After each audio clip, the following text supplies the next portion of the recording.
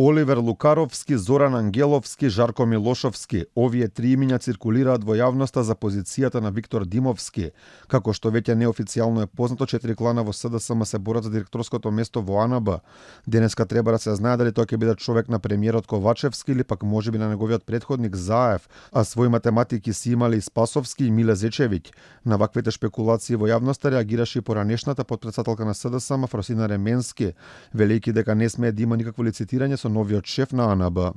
Оваа влада со која раководи претседател на партијата, чишто член сум, не смее да лицитира и да го дава под закуп челното место на институцијата која се роди по големата хаварија со прислушкувањето, масовното кршење на човековите права и реформата на УБК која транзитираше кон берзата која ја гледаме изминатите месеци.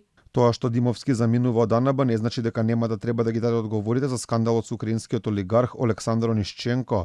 Првиот човек на Собраниската комисија за надзор на работата на АНБ, Љупчо Пренџов, порача дека очекувал Димовски да се појави повторно во собранието со цел расветлување на овој случај. Ова е продолжение на седница која што има изгласано дневен ред со една единствена точка, тоа е случајот Онишченко, како и зошто дојдено до тоа да тој човек добие македонско државјанство и таа седница ќе продолжи, има втора точка која што е разно.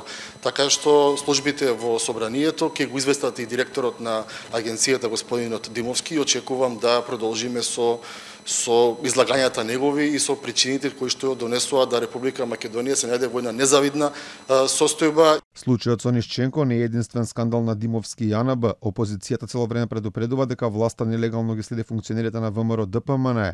Проблем што ќе биде нотирани во новиот извештај на Советот на Европа, вели Александар Николовски.